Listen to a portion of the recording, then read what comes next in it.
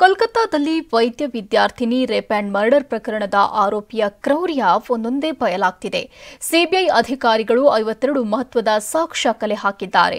ಇನ್ನೊಂದು ಕಡೆ ಆರ್ಜಿಕರ್ ಆಸ್ಪತ್ರೆಯಲ್ಲಿ ನಡೆದ ಅಕ್ರಮದ ಮೂಟೆಗಳು ಹೊರಬರ್ತಿದೆ.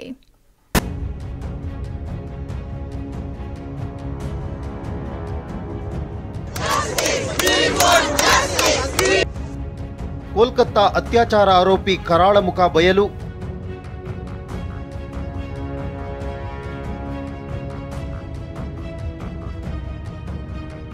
ಐವತ್ಮೂರು ಸಾಕ್ಷ್ಯ ಸಂಗ್ರಹಿಸಿದ ಸಿಬಿಐ, 6 ಜನರಿಗೆ ಸುಳ್ಳು ಪತ್ತೆ ಪರೀಕ್ಷೆ.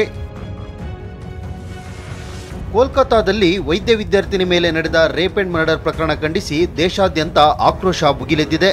ಅತ್ಯಾಚಾರ ಆರೋಪಿ ಸಂಜಯ್ ರಾಯ್ ಕರಾಳ ಮುಖ ಒಂದೊಂದೇ ರಿವೀಲ್ ಆಗ್ತಿದೆ. ಆಗಸ್ಟ್ 9ರ ಮಧ್ಯರಾತ್ರಿ 1 ಗಂಟೆ ಸುಮಾರಿಗೆ ಆರ್ಜಿಕರ್ ಆಸ್ಪತ್ರೆ ಒಳಗೆ ಪಾಪಿ ಆಗಮಿಸಿರೋ ದೃಶ್ಯ ಸಿಸಿ ಕ್ಯಾಮೆರಾದಲ್ಲಿ ಸೆರೆಯಾಗಿದೆ.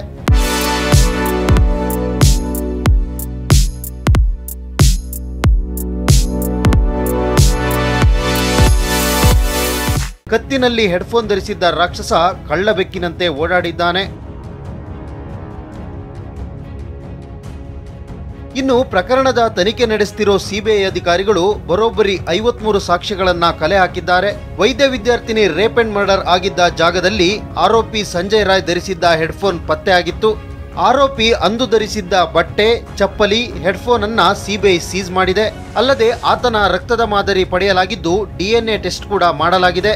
ಆತನ ಬೈಕ್, ಅಂದು ಧರಿಸಿದ್ದ ಹೆಲ್ಮೆಟ್, ಮೊಬೈಲ್ ಫೋನ್ ಸೇರಿದಂತೆ ಮಹತ್ವದ ಸಾಕ್ಷ್ಯಗಳನ್ನ ಸಿಬಿಐ ಕಲೆ ಹಾಕಿದೆ. ಕೋಲ್ಕತ್ತಾ ಪ್ರಕರಣದ ಸಂಬಂಧ 6 ಜನರಿಗೆ ಸುಳ್ಳು ಪತ್ತೆ ಪರೀಕ್ಷೆ ಮಾಡಲಾಗಿದೆ. ಆದರೆ ಆರೋಪಿ ಸಂಜಯ್ ರಾಯ್ ಸುಳ್ಳು ಪತ್ತೆ ಪರೀಕ್ಷೆ ಮುಂದೂಡಿಕೆಯಾಗಿದೆ.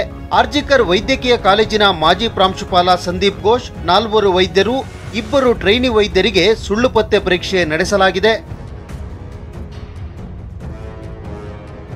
ಆರ್ಜಿಕರ್ ಆಸ್ಪತ್ರೆ ಮಾಜಿ ಪ್ರಿನ್ಸಿಪಾಲ್ ವಿರುದ್ಧ ಎಫ್ಐಆರ್. ಆರ್ಜಿಕರ್ ಆಸ್ಪತ್ರೆಯಲ್ಲಿ ಕೆದಕಿದಷ್ಟು ಅಕ್ರಮಗಳು ಹೊರಬರ್ತಿದೆ. ಸಂದೀಪ್ ಘೋಷ್ ಕಾಲೇಜ್ ಪ್ರಿನ್ಸಿಪಲ್ ಆಗಿದ್ದ ಸಂದರ್ಭದಲ್ಲಿ ದೊಡ್ಡ ಮೆಡಿಕಲ್ ಮಾಫಿಯಾ ನಡೆದಿರೋದು ಈಗಾಗಲೇ ಸಿಬಿಐಗೆ ಗೊತ್ತಾಗಿದೆ. ತನಿಖೆ ನಡೆಸುತ್ತಿರೋ ಅಧಿಕಾರಿಗಳು ಸಂದೀಪ್ ಘೋಷ್ ವಿರುದ್ಧ ಎಫ್ಐಆರ್ ದಾಖಲಿಸಿದ್ದಾರೆ. ವಿದ್ಯಾರ್ಥಿನಿ ಮೇಲಿನ ಅತ್ಯಾಚಾರ ಮತ್ತು ಹತ್ಯೆ ಖಂಡಿಸಿ ಆಕ್ರೋಶ ಭುಗಿಲೆದ್ದಿದೆ.